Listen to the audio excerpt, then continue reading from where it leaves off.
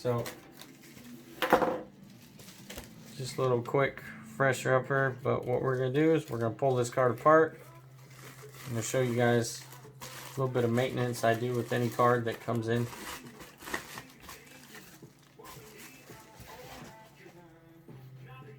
So, guys, you can see here, this one has a ASRock warranty void if removed. You can fight that, guys. I've done it quite a bit, actually. A lot of major companies put that on there just to deter people from pulling apart their cards, but this really allows you to get a look underneath and see what these companies are actually fucking doing. So I recommend you do it. But what you can do is you can heat this up with a heat gun. Me personally, I don't give two shits, so I'm just gonna peel it off.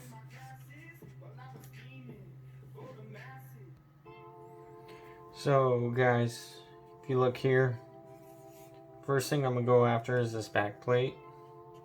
Obviously you can see the heatsink is typically held on with the 4 screws right over the die. So we're gonna go after these guys first. And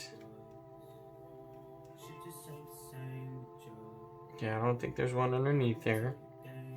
So it looks like these guys are zeros. So we're gonna go with that. And that's my one.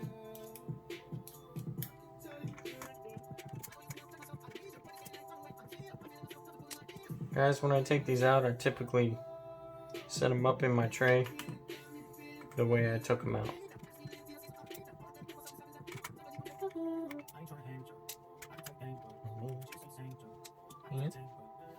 I may not be able to get this off yet because there's actually a screw on here you can see coming downwards, so I'm just gonna go after these guys.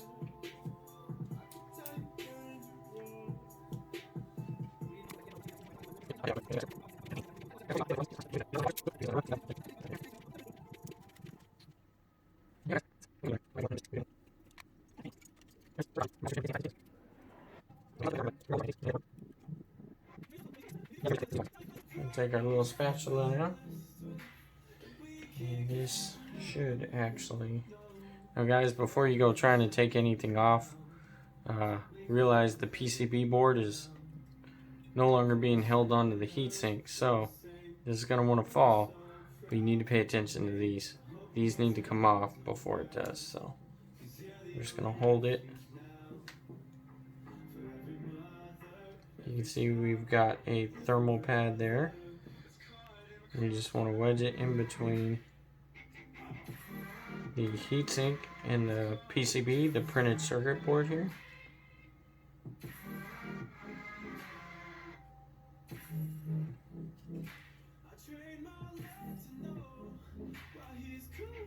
Just like that, guys. And this card is in fantastic shape. Thermal paste is applied.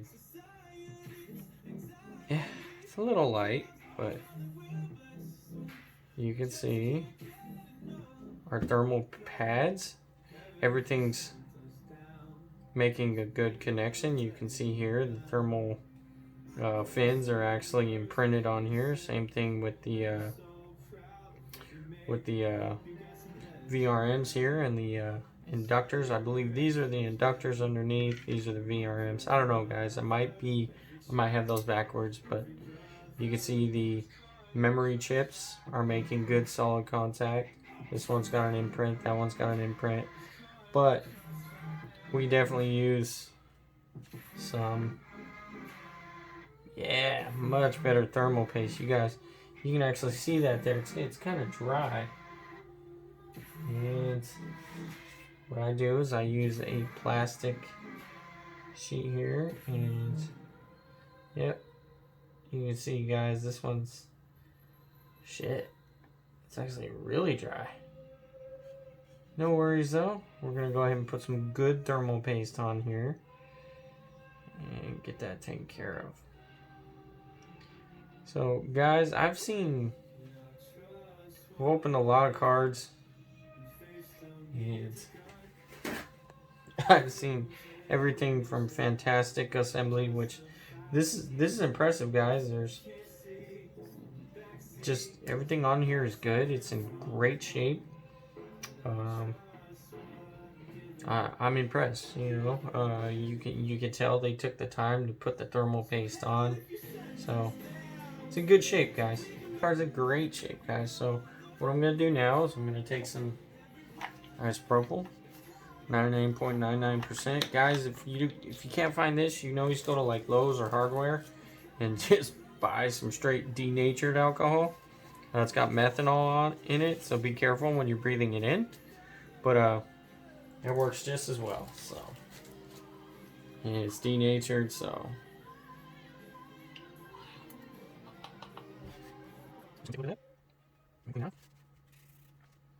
guys, you can try to avoid using cleaning cloths that leave a lot of residue on.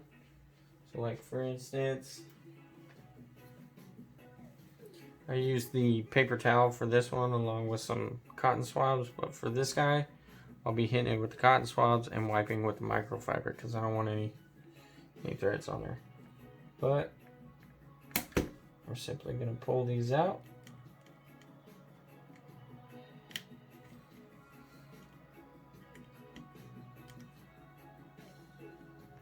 Damn. That guy is really on there.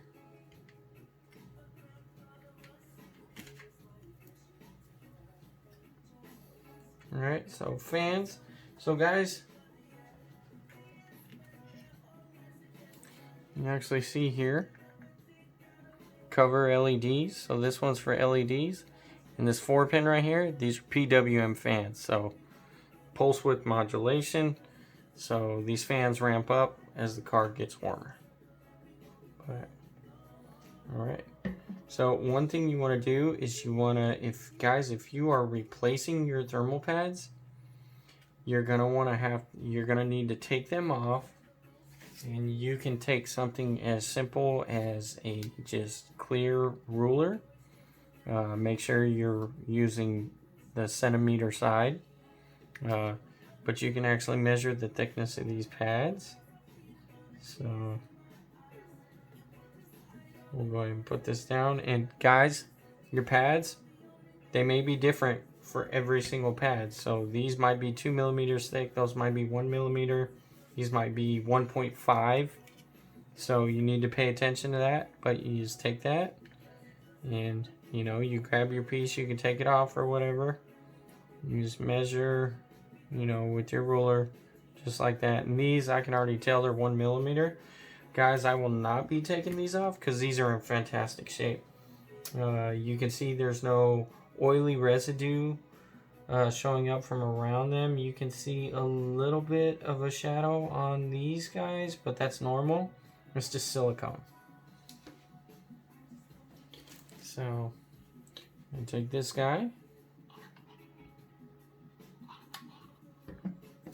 and I like to roll it to get rid of those stray cotton cloths or whatever you want to call them.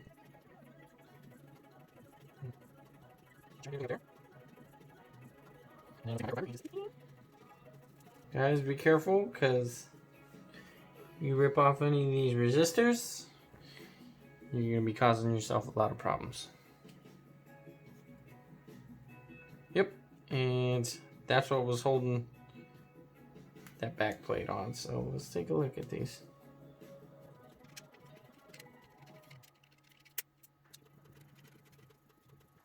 Okay, now we should be able to get this back plate off. And be careful, guys, some of these back plates will have thermal pads on them.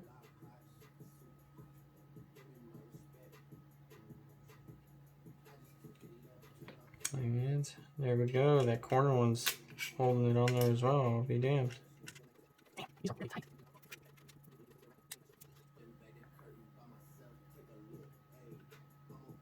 Yep, and there you go, guys. See, thermal pads are in great shape. No dirt, no dust, no nothing. This card's fantastic. I only took it apart to show you guys what's underneath. And this right here is what's responsible for your graphics. Nothing more, guys. It may look like something fancy, but that's all it is. Just that nice tiny little board. So we've gotten this far. Now I'm going to take the card and I'm going to assemble it. But first, thermal paste. We're going to put some good thermal paste guys. Corsairs XTM50 guys, I don't recommend the shit. I don't like how it goes on. It tends to go on pretty dry. MX4, that stuff's pretty long lasting. And my favorite, and for good reason, it's the most expensive, Formula 7 Nano Diamond. Guys, this shit is expensive, so use it at your own leash. I typically save that one for my own personal builds, and I do tell people that it's available, but it's on them because that shit's expensive. This is like 20 bucks for a tube, whereas this stuff's half the price, and you're getting, let me see, yeah, 0.4 grams opposed to 8 grams, so you're getting twice the amount for half the price. There's a reason for that, guys, but I'm not gonna go over any more of that. I'm gonna put this together, and you know what, before we do that, I'm gonna put that back plate back on. So we're gonna use the MX4, good thermal paste. It's long lasting. This stuff's pretty good for about 4 to 5 years. I've seen some applications last about 5 years, guys. We're just gonna take it.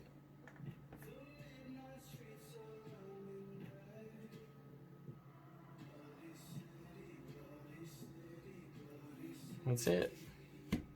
About as big as a piece of rice.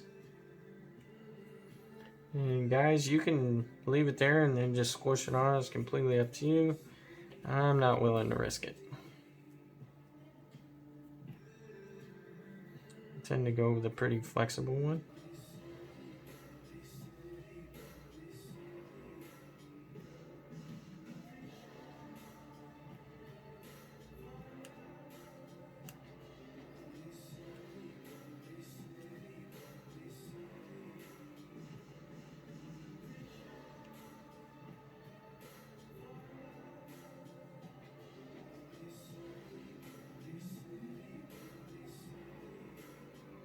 Guys, you just want a nice level surface, just like that. That's all you want. You just want a thin surface on there. That's good enough for me. And guys, I see it all the time. Thermals, every time I apply my own paste, they always drop compared to stock. It just always. I've never seen one that hasn't. I mean, it's not very big. We're talking maybe anywhere from 2 to maybe 5. Sometimes I've seen 6, almost 6 degrees Celsius cooler, which is impressive. There we have it. So we got a nice good thermal application. Our pads are good, but guys, if you need to replace these, like I said, you're gonna have to measure them. Take your ruler, measure them, width, depth, and then you're gonna have to cut them out. I recommend a pair of good scissors. You know, some Klein scissor tools. I mean, these guys are perfect. They'll cut anything. And then you just take those pads and you put them back on.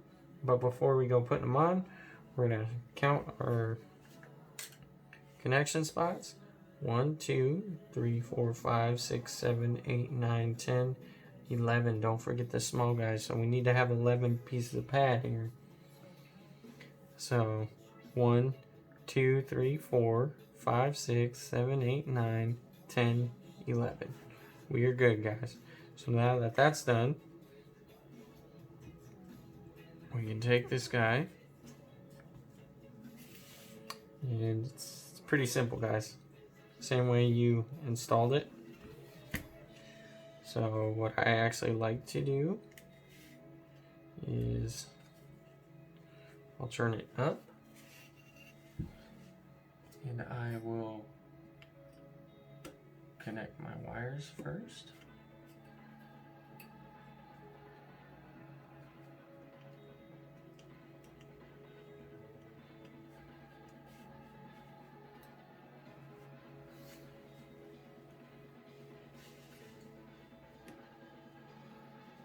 Okay, wires are connected. And what I will do is I typically tend to keep these two separated. I turn them, I lay it down, and then I will take this guy and I will line up my 4 here along with all my other back screws.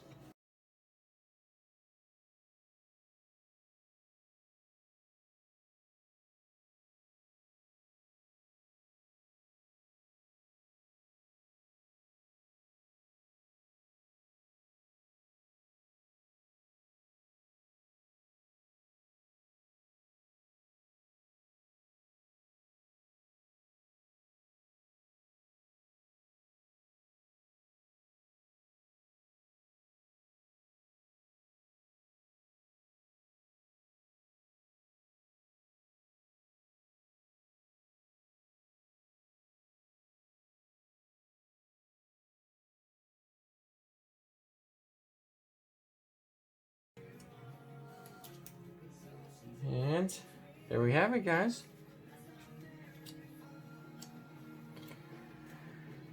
So ASRock 5700 XT. Guys, this card's in great shape. Fantastic shape. You saw that for yourselves.